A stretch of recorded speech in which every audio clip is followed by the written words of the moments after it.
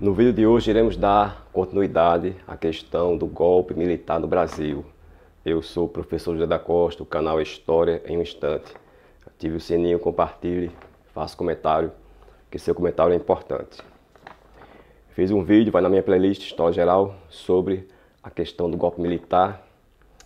Eu falei um pouco da experiência democrática e parei na renúncia do João Goulart, na renúncia do Jânio Quadros e na posse do Jango, João Goulart, que nós vamos ver hoje. Quando o Jânio Quadros renuncia, em 61, assume o poder o Jango, João Goulart. De fato, não queriam que Jango, ou João Goulart, assumisse, mas Jango era vice-presidente, tinha que assumir. Foi arquitetada toda uma trama para que ele não assumisse, acusado de comunista, mas Jango não era comunista. Ele era um rico, pecuarista, nacionalista, mas jamais comunista. Ele não foi comunista, mas era necessário criar esse inimigo interno para dar o golpe militar, que seria agora, eles queriam dar em 61, os militares e a elite, mas não conseguiram, e conseguiram depois em 64. O fato é que Jango estava na China e não queriam que ele assumisse, até que fizeram uma fórmula conciliatória para que se instaurasse no Brasil parlamentarismo. Jango assumiria e seria, obviamente, o chefe de governo, um primeiro-ministro. Colocaram Tancredo Neves. Teve toda uma pressão do Brizola, General Lott, um general militar a quem devemos aplaudir na história, porque é um militar legalista, querendo sempre cumprir a Constituição. Falei dele no vídeo passado sobre a nossa experiência, sobre o período da experiência democrática. O fato é que Jango assume com o parlamentarismo de 61 a 63. Em 63 volta, através do plebiscito, o presidencialismo e Jango passa a ser o chefe de governo também. Beleza, então, isto posto, Jango tinha um esquema de reformas de base, é um plano que ele tinha econômico de reformas de base, que basicamente incluiria a reforma educacional, uma educação mais inclusiva, a reforma eleitoral, voto, por exemplo, para analfabetos, que veio se concretizar em 88, com a Constituição de 88. Jango já queria. E também queria uma reforma política, reforma agrária no sentido de integrar o trabalhador rural ao mercado livre, dar reforma agrária, dar terras a quem não tinha terras, indenizar ao dono, ao latifúndio, né, improdutivo, e algo que a Constituição de 88 já prevê, né? Na atualidade, a Constituição de 88 já diz isto. E Jango já queria esta reforma agrária, no sentido de indenizar as terras improdutivas para ter a sua função social. E queria também direito para os trabalhadores do campo, o trabalhador rural. Lembrando que Getúlio Vargas ele concede as leis trabalhistas na época dele, ele não cria, mas concede, né?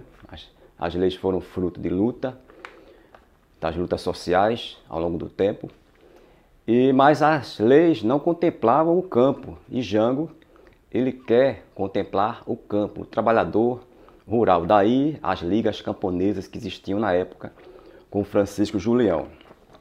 Surgiu até um estatuto rural, do trabalhador do campo, em 63, se eu não me engano.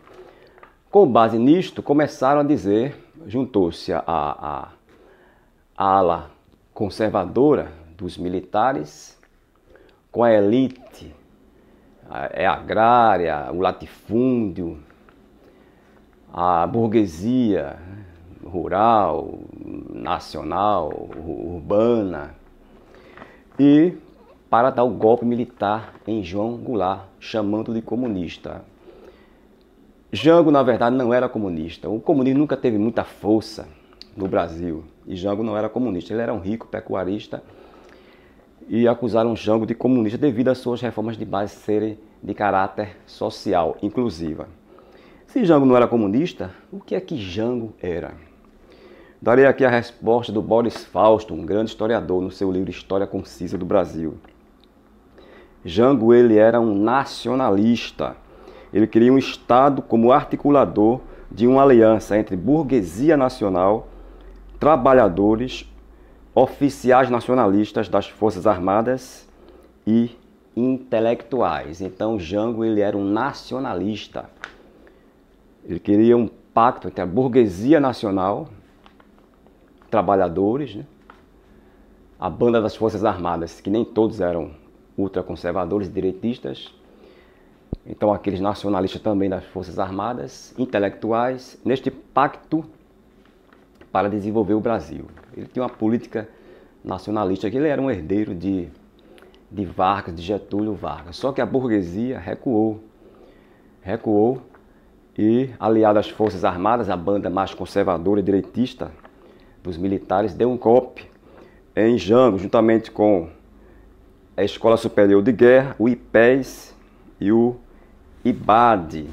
Então deram um golpe militar em 1964. Na verdade, um golpe civil-militar, porque não foram só os militares, juntamente com a burguesia rural, urbana, o grande latifúndio, o grande capital imperialista, porque não era do interesse dos Estados Unidos uma visão nacionalista da economia, e sim do capital estrangeiro, das multinacionais virem para o Brasil. Então surgiu aí o golpe militar, reprimindo as ligas camponesas, a UNE, reprimindo as greves. Vamos depois falar em outro vídeo sobre cada um dos presidentes, Costa e Silva, Castelo Branco, que foi o primeiro, Médici, que foi o mais sanguinário dos militares ditadores, Geisel. Depois iremos falar sobre isto. Então, em 31 de março de 64, temos aí o golpe militar. O Olímpio Mourão Filho traz as suas tropas lá de Minas Gerais para o Rio de Janeiro. Esse Olímpio Mourão foi aquele que aliou-se a Vargas no Estado Novo, lá no Plano Cohen. Era um militar corrupto, né? Aquele indivíduo que fala da corrupção e é um corrupto, que fez um plano forjado, o Olímpio Mourão, lá do Plano Cohen, para dar um golpe de Estado, e conseguiu, com o Getúlio Vargas no Estado Novo, o Olímpio Mourão. E tira um presidente ilegítimo, legitimamente eleito. Então, por que foi um golpe militar e não foi uma revolução? Primeiro, porque tiraram um presidente legitimamente eleito, democraticamente eleito pelo povo. Então, retiraram Jango, que estava ali democraticamente eleito. Não foi uma revolução, eleito. Não foi uma revolução porque o conceito de revolução são transformações profundas na sociedade, que de fato não houve. A revolução vem de baixo, transforma profundamente a sociedade. Foi um golpe por isso, porque tiraram um presidente legitimamente eleito. Instauraram uma ditadura que até hoje muitos negam que houve ditadura, mas é pura idiotice e sem noção aquele que fala isso, desculpe a expressão tão rude, né? Mas é pura sem noção e falta de história dizer que não houve ditadura no Brasil. A ditadura, basicamente, ela tem aí uma base, que é a tortura, censura e a perseguição. É o tripé da ditadura: tortura, censura e perseguição. Então houve neste período tortura, censura e perseguição no Brasil, de 64 a 85, que eu vou depois detalhar mais em outros vídeos, cada um dos presidentes. De cara você já pode dizer isso aí, podemos dizer isso aí, que houve ditadura sim, porque houve esse tripé da ditadura: tortura, censura e desaparecimento, perseguição de pessoas, principalmente no modo mais intenso de 68 a 74, embora já no começo da ditadura houve torturas, já em 1º de abril de 64. Vamos ver isso nos próximos vídeos. Compartilhe o vídeo, professor José da Costa, um abraço e até o próximo vídeo, a gente se vê lá.